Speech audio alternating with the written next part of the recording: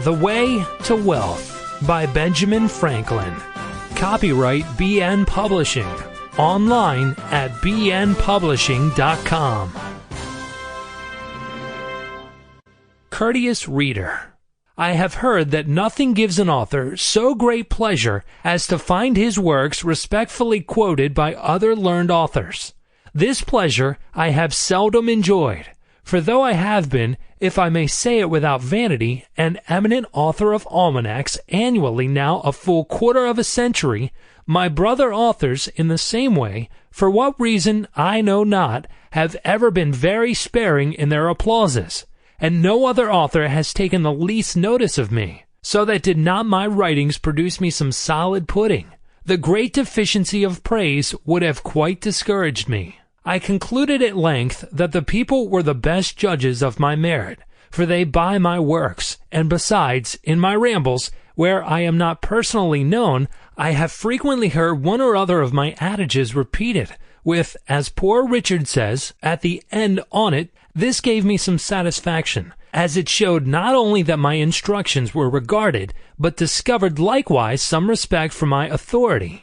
And I own that to encourage the practice of remembering and repeating those wise sentences, I have sometimes quoted myself with great gravity. Judge then how much I must have been gratified by an incident I am going to relate to you. I stopped my horse lately where a great number of people were collected at a vendue of merchant goods. The hour of sale not being come, they were conversing on the badness of the times, and one of the company called to a plain, clean old man with white locks, "Pray, Father Abraham, what think you of the times? Won't these heavy taxes quite ruin the country? How shall we ever be able to pay them?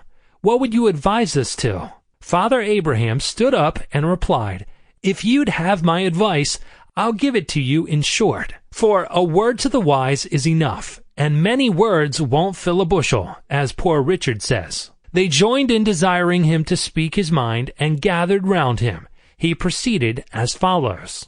"Friends," says he, "and neighbors, the taxes are indeed very heavy, and if those laid on by the government were the only ones we had to pay, we might more easily discharge them.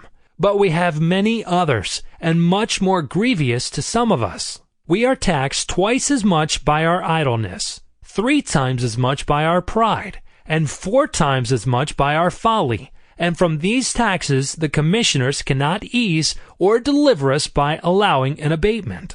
However, let us hearken to good advice, and Sample complete. Ready to continue?